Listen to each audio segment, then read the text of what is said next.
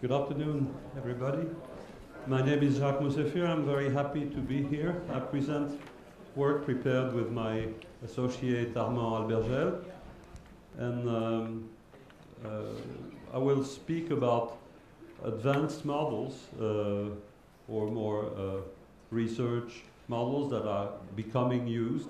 And so it's very convenient to speak after Steve because he's been giving a fantastic review, and I can jump to different research models in the dispersion. So this is why I'm mostly focused on computational fluid dynamics and Lagrangian particle dispersion models. The outline of my talk is first ask why use 3D models for atmospheric dispersion, then speak about information on the status of EU research on this field, and especially speaking of the conclusions of a COST project where you can download many reports that can be interesting about advanced atmospheric transport and dispersion models. Then I will look at one CFD example, the Fladis experiment that has an interesting example, even though it's an old experiment. But again, it's a pressurized experiment, so the behavior will be a kind of crawling plume and not a buoyant plume. Then to look at the effect of obstacles, I will look to some Jackrabbit 2 examples to show how CFD modeling can allow to take into account the obstacles and the real world terrain and topography. And then I will show a simulation of the Haifa Tank evaporation and look at the interaction between buoyancy and plume rise and the terrain. I hope I'll have time to do all that. If I don't, you'll cut the microphone, but I'm just before the coffee break, so that's convenient. So why do we want to use 3D models for atmospheric transport and dispersion? Because they allow you to provide a solution, a description of what happens when the situation is not horizontally or vertically homogeneous. Of course, when we look at desert tortoise or dogway proving ground in the experiments, we have a very simple world that is in general flat sand or rock. Places where we live are different, and Haifa is particularly different in terms of topography, as we'll see. So what the objectives we have in doing 3D models is to be able to tackle complex terrain, obstacles, buoyancy and stability, and detailed energy exchange processes in multi-phase flow that have been described before by Steve.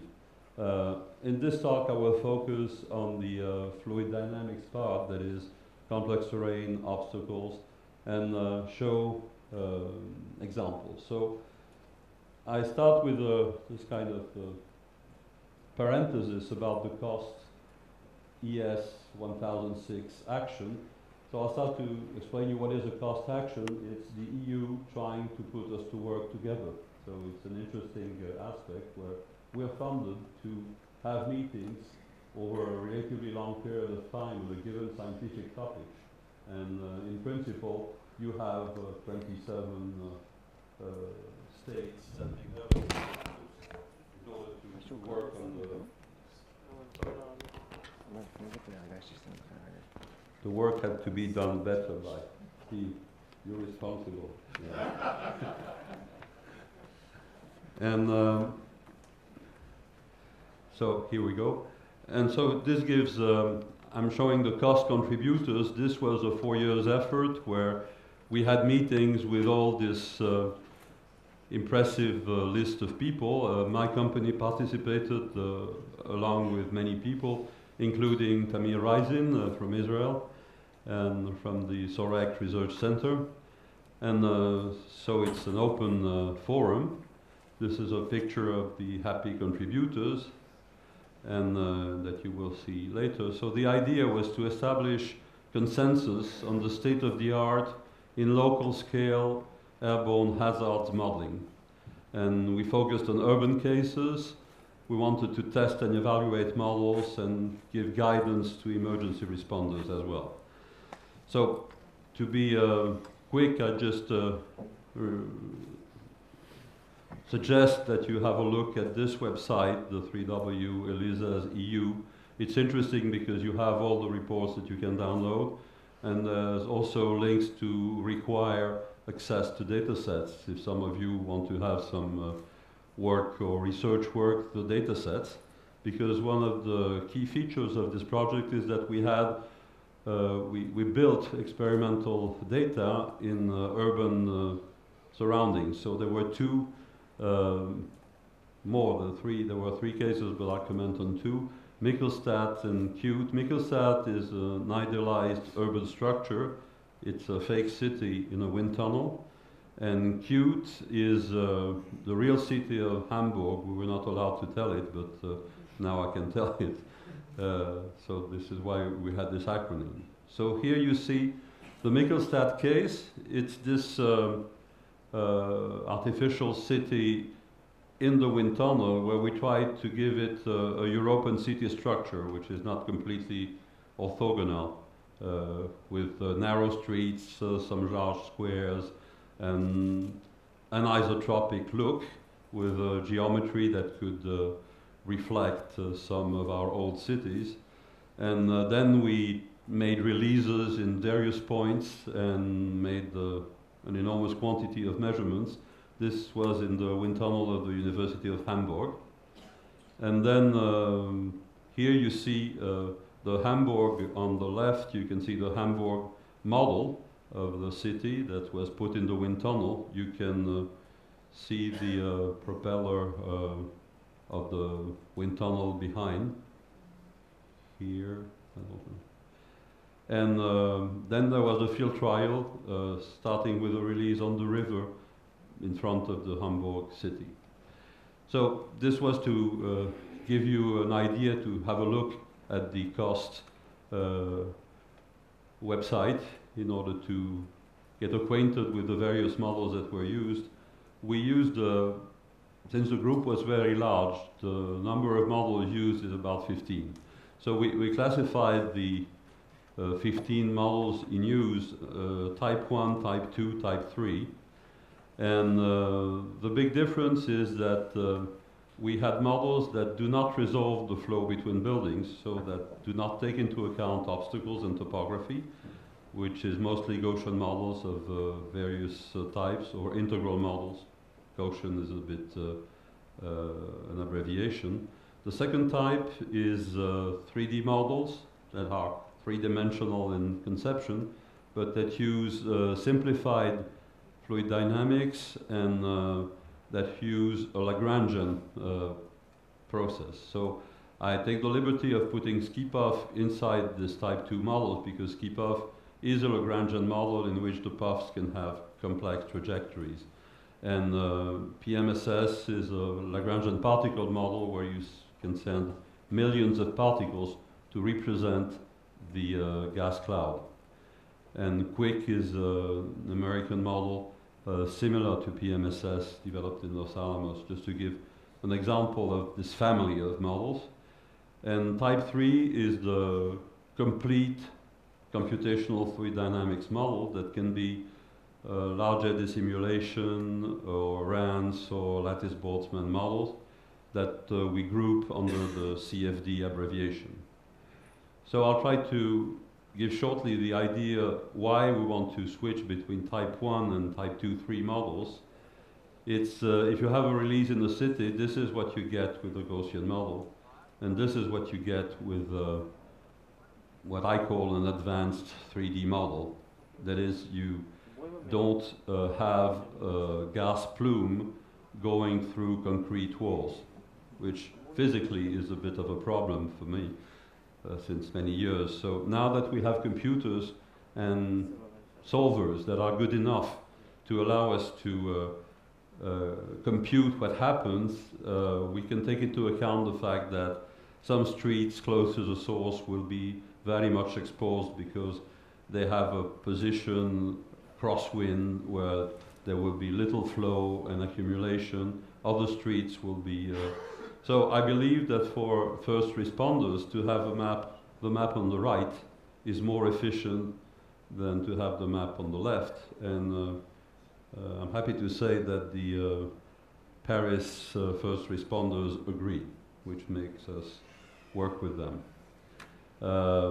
Another point with advanced model is their sensitivity to correct input is the same as the sensitivity to correct input of a simple model. If you take a simple model and you have the wind wrong, you will have a given error.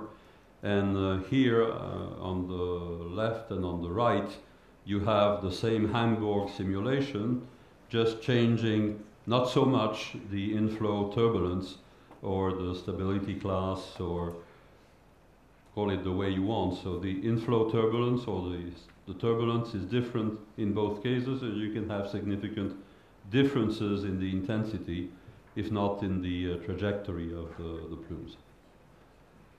Other example of this type 1, type 2, type 3 classification, the interesting point is that there is some convergence when you have complex models. For example, in the type 3 family, you had 6 or 7 CFD models that were compared. Here I have samples from different models at 2 time frames. One time frame is the first horizontal line, and the second time frame is the second horizontal line. So initially you see that between type 1 models at different time steps you can have enormous differences, whereas there is more consistency when you take more advanced models.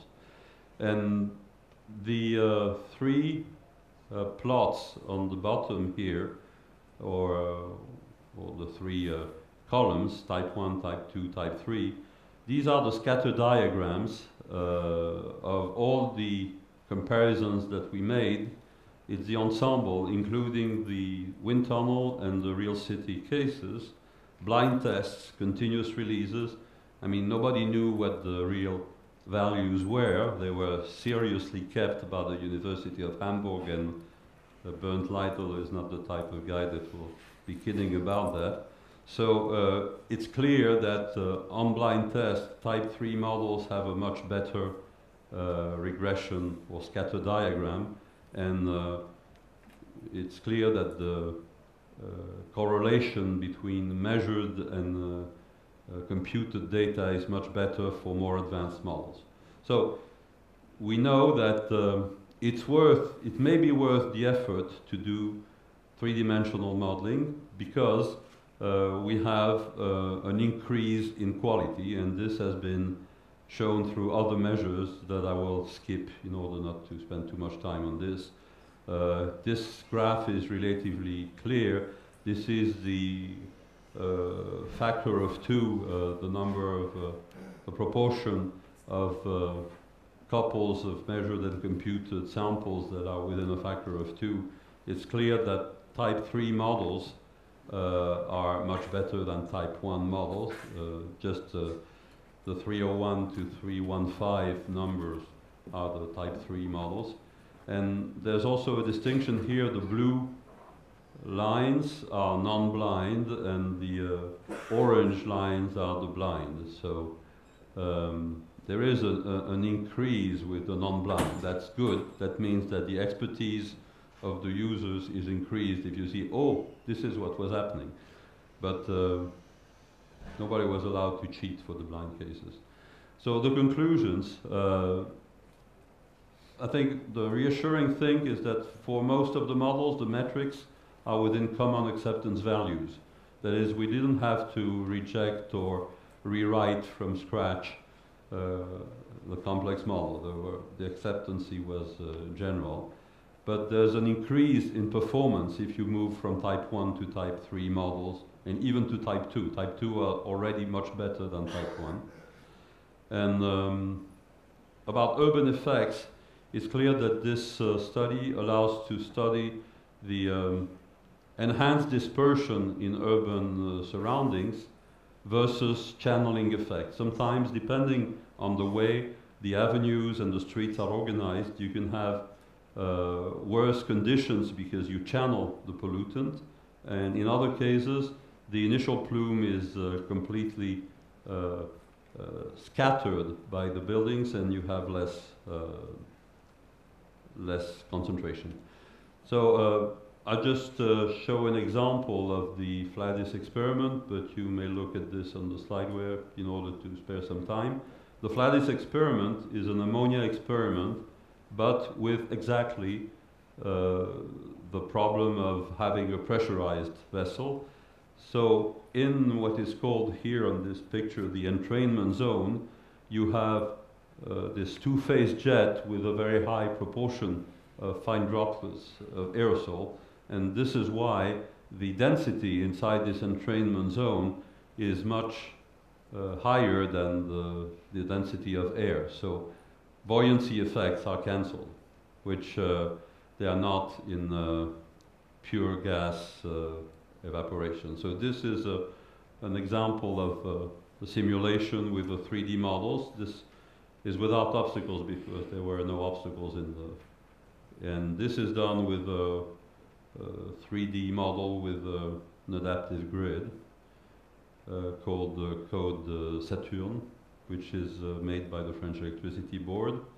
And here you can see separately the plumes of ammonia liquid aerosol and gas concentration, and the same ISO contours for liquid aerosol and pure gas. These are vertical cross sections, and this is a view from top. And these are some comparisons between measurements and that were available in Fladis and this trial 16. And you can see in the curves on the right, the comparisons are really quite satisfactory for this type of release. This is just a picture of the Jackrabbit test, again pressurized jets. And I just took this picture because what we did in Jackrabbit 2, what was done by the US community, was to look at a release of chlorine inside a network of obstacles in order to simulate an urban mock-up. And there were obstacles of different size made with Navy containers, COMEX stuff. Then there was a release, a high-speed chlorine jet to the ground. And what I want to show you, what I want to show you is this, if it runs. Yes, it does. So on top you have a video realized by the Dogway team, and on the lower part of the picture you have the output of a Lagrangian particle dispersion model called MSS, or parallel MSS, which is our the tool that we propose for urban computations inside the HPAC system for the US Department of Defense. And you have two views. And I think I love the video of the chlorine, you know, moving between the buildings. You can see that it has a heavy gas behavior, of course, which strengthen the channeling effects. And this is the result of the simulation seen from above. In the center, just a small square is where you have the buildings. It's interesting to see that even for arcs that are relatively long, the two ears of the plume are transported relatively far, because there's a change in the initial distribution, which is normally created for these type of models with an initial sigma 0, which is done sometime in Gaussian models. For example, you increase the initial puff like this two ears Mickey Mouse ears would be giving you a larger sigma X or sigma Y.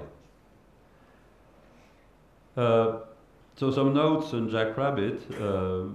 All these tests for Jackrabbit were made with chlorine, and so I just wanted to show them because we're happy with our simulation, and we have models that allow us to simulate the dispersion between obstacles. But this Jackrabbit 2 experiment is quite different from what happens if we have the evaporation of ammonia in vapor phase, because ammonia in vapor phase has positive buoyancy. It's been told several times today, but that's really a key difference between chlorine and ammonia. The specific mass density is different. The specific weight, yes. So I'll move to the Haifa Tank simulation that we did. We used our 3D Lagrangian model with a high-resolution MET model that was run with 50 meter.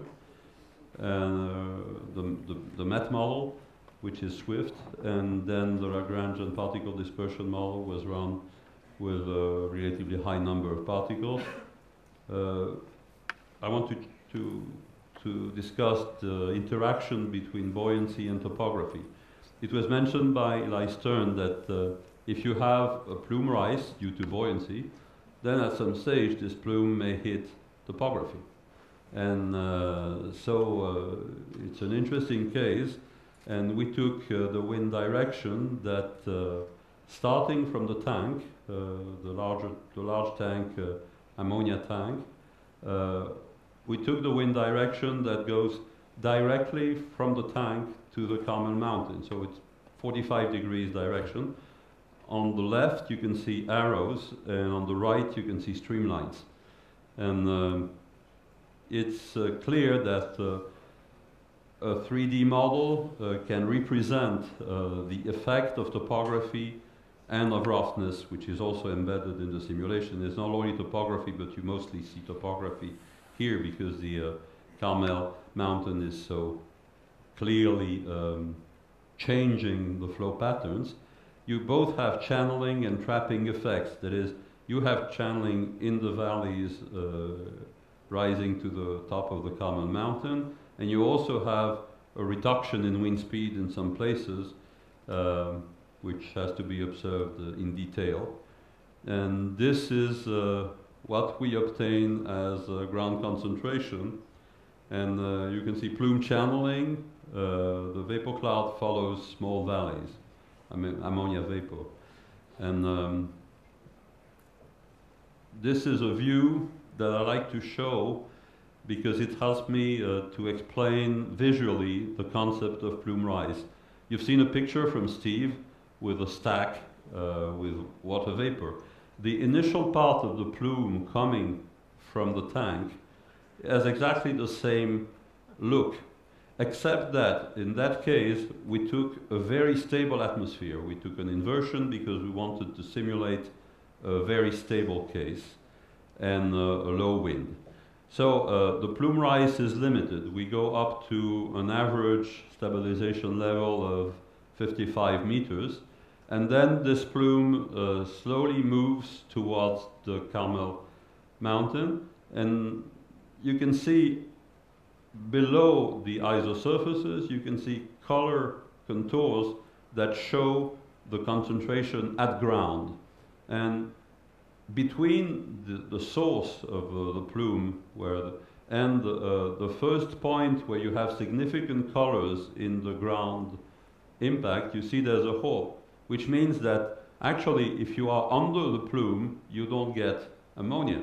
You get ammonia a little later or farther when it falls down to the ground. Another view going farther, where we see the plume arriving and making its way through the hills. This is a view from top, a different view.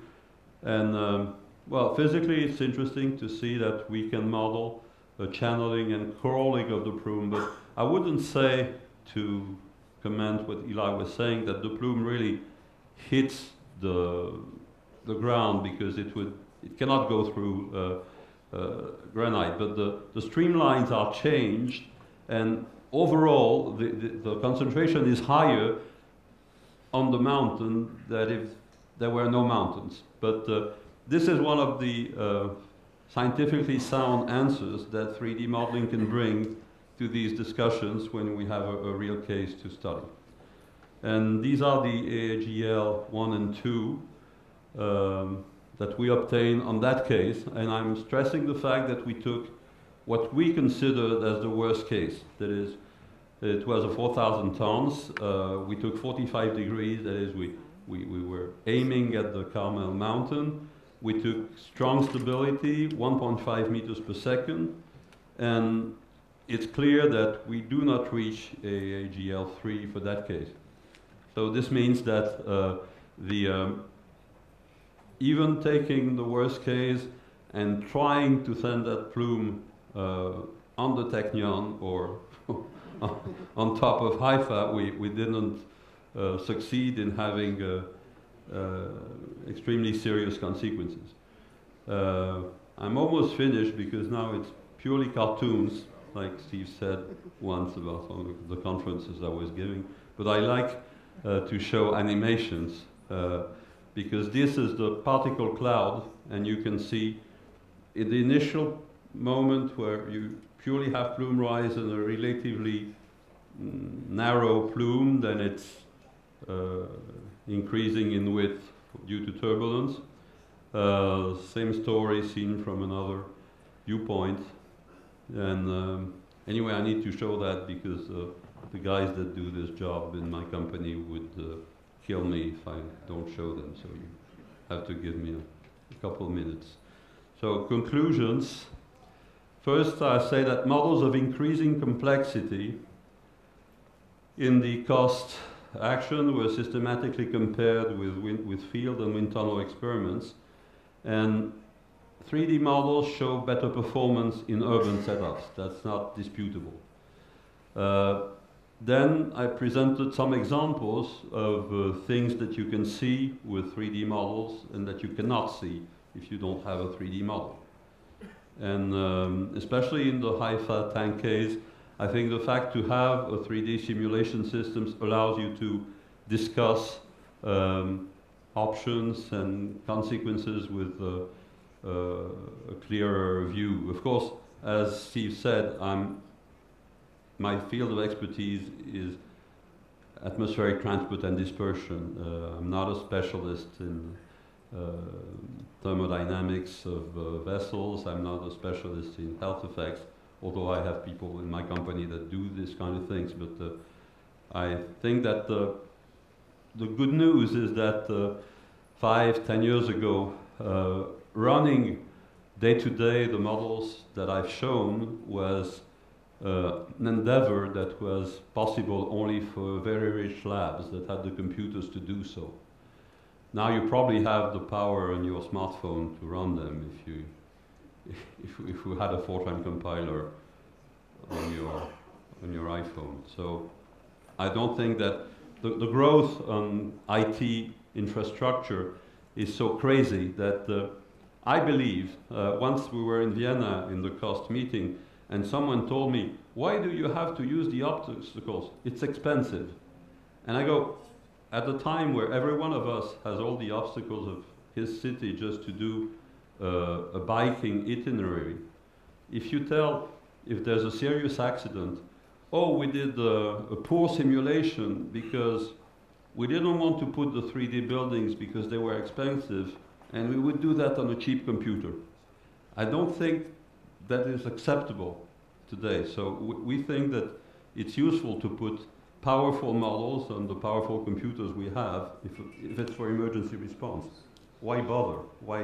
Why save on the computer resources while we spend incredible number of servers for Facebook? That's, you know, let's put things in perspective. Thank you for your attention.